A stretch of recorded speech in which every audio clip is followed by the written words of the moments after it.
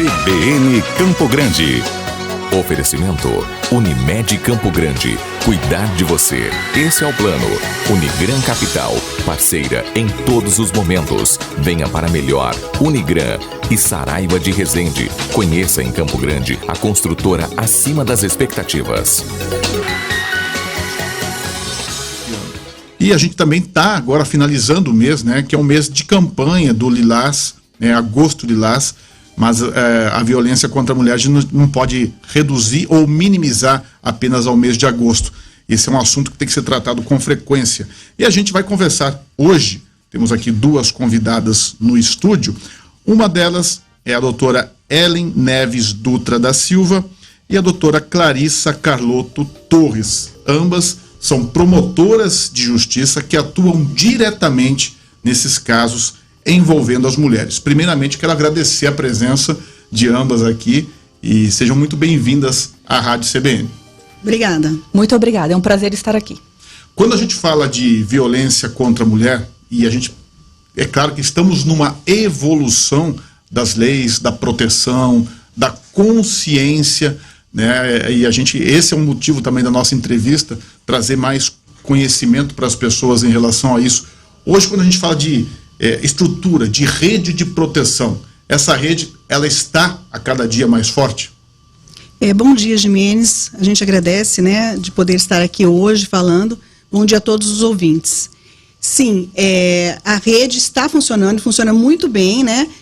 A Casa da Mulher Brasileira, ela tem todos os órgãos da rede que pode dar melhor proteção, né, e defesa para essa mulher. Assim como a Secretaria do Estado, também tem a Secretaria do Município também.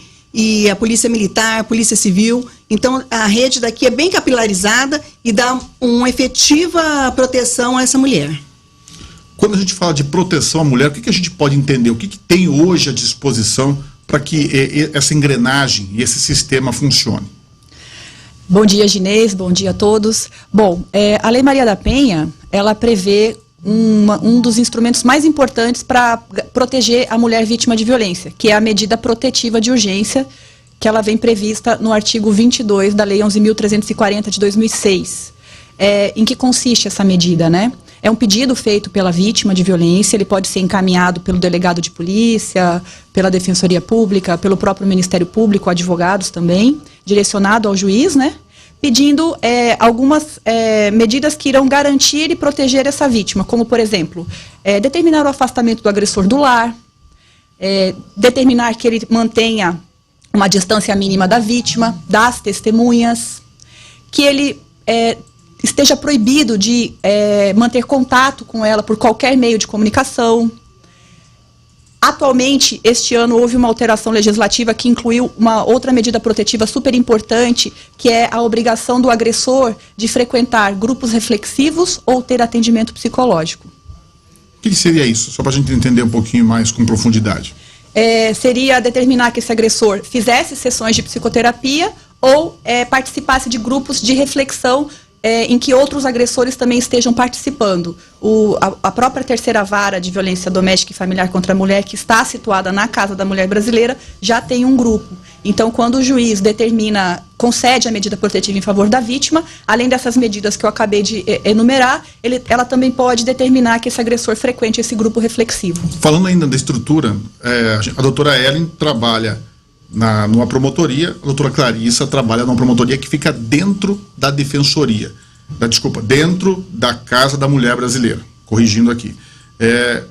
São funções e são atividades diferentes. Dá para explicar um pouquinho qual é a atribuição dessas estruturas hoje de defesa aos direitos da mulher? Sim, são atribuições diferenciadas, Ginês. Nós temos 4 promotorias de justiça que atuam junto às varas de violência doméstica, né?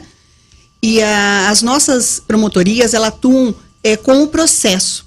Nós recebemos os inquéritos policiais, nós analisamos, né, para proposituras de ações penais, que são as denúncias oferecidas. E acompanhamos todos os processos até o final dele, né? Com uma sentença ou até um recurso e vinda também desse recurso. Então, a gente trabalha no processo em si. A Casa da Mulher Brasileira já tem outra atribuição. A doutora Clarissa, como é de lá, ela vai poder explicar certinho para vocês. Bom, a nossa atribuição da Casa da Mulher Brasileira é atuar nas medidas protetivas, então nós falamos nessas medidas protetivas de urgência, né? Nós também atendemos as vítimas de violência doméstica, recebemos as denúncias que são encaminhadas via Disque Direitos Humanos, as denúncias da Ouvidoria do Ministério Público e outros órgãos que também recebem denúncias, então nós acompanhamos essas denúncias. Nós atuamos também nas medidas cautelares, por exemplo, prisões preventivas em caso de descumprimento da medida protetiva, pedidos de busca e apreensão, caso haja uma arma de fogo, e também nós atuamos a gente fiscaliza o cumprimento da pena. Então, enquanto a promotoria da Ellen acompanha o processo até o final, se houver uma condenação, a promotoria da Casa da Mulher Brasileira acompanha a execução dessa pena. Eu quero perguntar para a doutora Ellen sobre a questão do processo. A gente vai generalizar aqui, porque a gente sabe que cada caso é um caso, tem Sim. muitas especificidades, né? Agora, do ponto de vista de andamento do processo, quanto tempo leva, em média, esse processo, né? Se é que é possível precisar isso. E eu já emendo uma segunda pergunta também, doutora Ellen. No meio do processo, há relatos de uma possível, digo assim, entendimento ou uma conciliação entre as partes? Vocês também já se depararam com essa situação? Que lá no meio do processo, o agressor ou a agressora, coisa do tipo, olha, a gente se entendeu aqui, a gente não vai mais tocar isso para frente, é possível isso? Enfim. Bem, Denise, te respondendo a primeira pergunta, né, sim, demora um pouco. Infelizmente, nós só temos 2 varas de violência doméstica na capital, sendo que mais de 70% das denúncias criminais são violência doméstica, né? Enquanto as outras áreas criminais têm mais de 8 varas de residuais criminais, mais 2 de júri, a violência doméstica só tem 2, né? Bom seria que nós tivéssemos mais varas, que assim a resposta seria mais rápida, né? Nós temos em média 4.000 a 5.000 processos por vara. Fazemos a média também de 18 a 20 audiências por dia. Então são 10.000 processos aproximadamente. Aproximadamente, contando pelas 2 varas, né? Então, por mais que você faça todos os dias, a carga nossa é muito alta também, né? Uma média de quase 100 inquéritos relatados por semana eu recebo, cada promotor, né? Então a gente tenta ir o mais rápido possível, até porque as penas, infelizmente, são pequenas, são baixas, são crimes que vieram do juizado, né, especial. As penas não mudaram com a Lei Maria da Penha, ela não abrange pena. A única pena que vem agora, recentemente, é o descumprimento da medida protetiva. Então, infelizmente, essa resposta demora-se um pouco em virtude do grande número, né, de registros de ocorrência de violência doméstica. Em relação à sua segunda pergunta, a maioria das mulheres, uma grande maioria, retorna, né, aos relacionamentos. A gente sabe que muitas delas vivem um ciclo de violência doméstica, né, mas não se pode desistir do processo. Só existe alguns casos que comporta a retratação. São crimes condicionados à representação, tipo a ameaça. Se essa mulher se retratar, né, ela vai lá, faz o boletim de ocorrência, e antes de ser oferecida a denúncia, ela se manifestar nos autos, tanto ainda em fase de inquérito policial, ou já, quando chegou na promotoria, que ela tem o desejo de se retratar daquele crime que é condicionado, nós aplicamos o artigo 16 da Lei Maria da Penha. O que é o artigo 16? É uma audiência na qual a mulher é ouvida perante o juiz e a promotoria de justiça, se aquela vontade dela de se retratar é de espontânea vontade, se ela não está sendo coagida ou obrigada por qualquer outra situação a desistir desse processo, né? Se dentro desse processo ela é ouvida separadamente, tá? Ela fala que não, que ela está desistindo porque ela retornou ou por qualquer outro motivo, mesmo que não tenha retornado, ela pode desistir desses processos que cabem à retratação. Se naquele inquérito tem outros crimes além, vamos supor, desse que caiba a retratação, ela não pode desistir. Ou seja, a denúncia é arquivada em relação àquele, tá, que ela se retratou, mas o processo prossegue em relação aos demais que são incondicionados.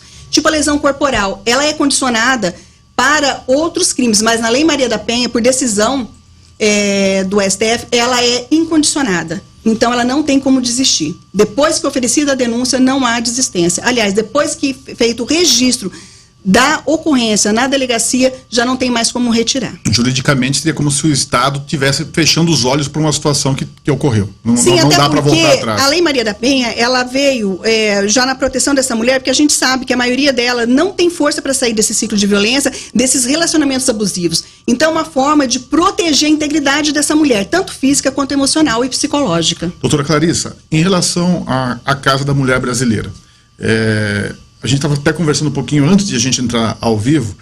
São muitas as circunstâncias, são muitos os fatores que levam uma mulher a fazer a denúncia e talvez as mesmas situações que levam ela não fazer a denúncia.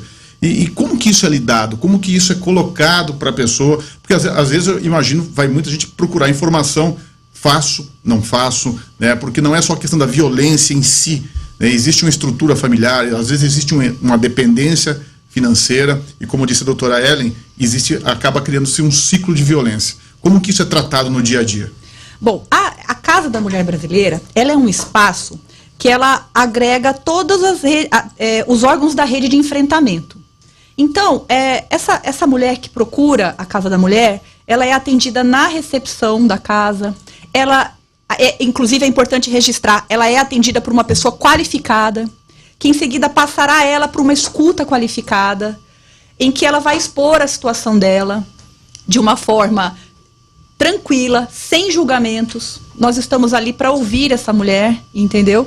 E se ela decidir registrar uma ocorrência, ela vai ser encaminhada à Delegacia de Atendimento à Mulher, que fica dentro da casa, para registrar essa ocorrência. Posso só fazer um parênteses? Sim. Aqui? Porque, às vezes, muitas mulheres estão numa situação dessa e não sabem certamente como agir, ficam em dúvida. Sim. Então, ela pode buscar ajuda, não necessariamente já com o intuito de fazer a denúncia, mas para se informar, saber os riscos, saber o que ela tem de proteção, para depois tomar uma decisão de fazer a denúncia ou não. É possível isso? Sem dúvida é possível isso. Inclusive, é possível pedir uma medida protetiva sem que você registre uma ocorrência. Nós temos muitas mulheres vítimas de violência psicológica que desejam se afastar do agressor sem que necessariamente elas registrem uma ocorrência. Ou muitas mulheres vítimas de violência moral, que são aqueles crimes que nós falamos que são de ação penal privada, ou seja, eles dependem da iniciativa da vítima. Se ela não quiser processar o agressor, ela, por outro lado, quer se ver afastada dele, que o juiz deu uma ordem de restrição, ela pode fazer esse pedido. Hoje, qual é a leitura que se faz, né, com essa evolução? A Casa da Mulher Brasileira já foi uma mudança significativa para o Estado. Essa rede de proteção, ela está se consolidando e a consciência também das mulheres sobre os direitos está aumentando. É um trabalho lento, mas isso está evoluindo? Sim, está evoluindo bastante, né? Nós fomos agraciados de ter a primeira Casa da Mulher Brasileira, né? Que teve efetividade e continua tendo. Nós temos uma rede de enfrentamento à violência aqui muito ativa e muito atuante. Só que o problema, né, Ginês, é um problema social e cultural. Infelizmente, todo dia uma luta constante, não só no mês de março, que é o mês da mulher, não só no mês de agosto, que é o mês de conscientização, né, da violência contra a mulher, no mês de novembro, que a gente faz os 16 dias de ativismo, também o dia da consciência negra.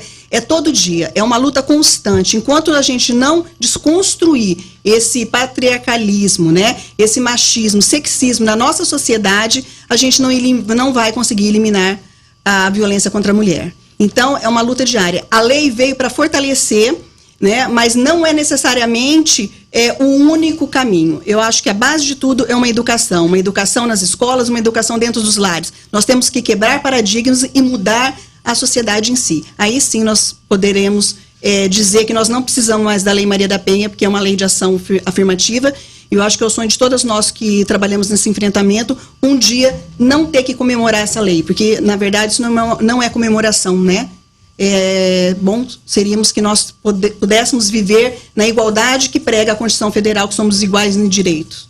É isso que é a nossa luta. Com base nessa mensagem da doutora Ellen, eu quero também perguntar para a doutora Clarissa, só para a gente encerrar, se a senhora pudesse dar um recado hoje para uma mulher que está numa situação complicada, o que a senhora diria para ela? Eu diria a ela para não ter receio, procurar os órgãos de enfrentamento à rede, ainda que seja para buscar orientação. não temer a medida protetiva. A medida protetiva, ela é efetiva. A medida protetiva é importante. Uma vez que o agressor recebe aquele documento do juiz dizendo para que ele não se aproxime dela, nós temos muitos casos, a maioria dos casos, o agressor cumpre. Se o agressor não cumprir, ele está cometendo um crime. É importante que você saiba, mulher, que ele está cometendo um crime. É importante que você procure os canais de comunicação para noticiar esse crime. Você pode procurar a Delegacia de Atendimento à Mulher, você pode fazer uma reclamação via Disque 180, você pode comunicar a ouvidoria do Ministério Público via 127, que são os números de telefone, ou a Guarda Municipal pelo número 159. Se você estiver em situação de risco, acione a Polícia Militar através do 190 e procure comunicar os descumprimentos das medidas protetivas. É importante que vocês saibam que no estado, das 60 ocorrências policiais registradas de feminicídio consumado ou tentado, 77% das vítimas não tinha medida protetiva. Isso é muito importante para eu reafirmo o quanto que a medida protetiva tem efetividade. Eu quero agradecer muito. Já passou nossa entrevista, foi rápido, né? Foi. Eu quero conversar. Eu quero agradecer a doutora Ellen Neves Dutra da Silva e também a doutora Clarissa Carlotto Torres, que gentilmente aceitaram o nosso convite para participar hoje do CBN Campo Grande com esse assunto tão importante que não tem classe social, atinge pessoas de várias idades, de várias classes sociais, mas tem todo um aparato aí de lei, de estrutura para atender. Mais uma vez, obrigado pela presença de vocês aqui no CBN Campo Grande. Nós que agradecemos o espaço em nome do Ministério Público.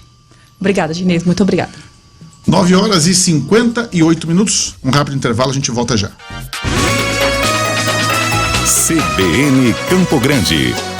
Oferecimento Unimed Campo Grande. Cuidar de você. Esse é o plano.